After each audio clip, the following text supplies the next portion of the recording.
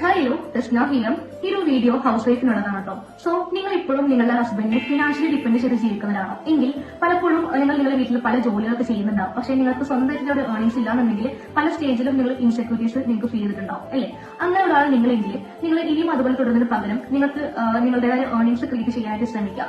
ഇപ്പോൾ നിങ്ങൾക്ക് even qualification ഒന്നും ഇല്ലെങ്കിൽ പോലും നിങ്ങളൊരു ഷോർട്ട് ടൈം കോഴ്സ് ഒക്കെ അറ്റൻഡ് ചെയ്തിട്ട് അതിനനുസരിച്ച് നിങ്ങൾക്ക് ഒരു ഏർണിംഗ്സ് ക്രിയേറ്റ് ചെയ്യാം. അതല്ലാന്നുണ്ടെങ്കിൽ ഒരു ഓൺലൈൻ ബിസിനസ് ഒക്കെ സ്റ്റാർട്ട് ചെയ്യാം. ഇപ്പൊ നമുക്ക് ഒരുപാട് ജെന്യൂൻ പ്ലാറ്റ്ഫോംസ് ഒക്കെ അവൈലബിൾ ആണ്. ഇപ്പോൾ ഈവൻ നിങ്ങൾക്ക് 9 to 5 ജോബ് പോസിബിൾ അല്ലെങ്കിൽ പോലും നിങ്ങൾക്ക് വീട്ടിലിരുന്നുകൊണ്ട് തന്നെ നിങ്ങൾ ഫ്രീ ടൈം ഒക്കെ യൂസ് ചെയ്തിട്ട് ചെയ്യാൻ പറ്റുന്ന നല്ല ജെന്യൂൻ ഓപ്പർച്യൂണിറ്റീസ് ഒക്കെ നിങ്ങൾക്ക് അവൈലബിൾ ആണ്. സോ അത് നിങ്ങൾ കണ്ടെത്തിയിട്ട് നിങ്ങൾ ഫിനാൻഷ്യലി ഇൻഡിപെൻഡന്റ് ആവാനായിട്ട് ശ്രമിക്കുക. അതല്ലാന്നുണ്ടെങ്കിൽ നമ്മുടെ ലൈഫിൽ ഒരു സ്റ്റേജിൽ എത്തിക്കഴിയുമ്പോൾ നമ്മൾ പിന്നോട്ട് നോക്കുമ്പോൾ നമ്മൾ ഒന്നുമായിട്ടില്ല നമ്മൾ ഒരു വിഷമം നമുക്ക് ഉണ്ടാവരുത്.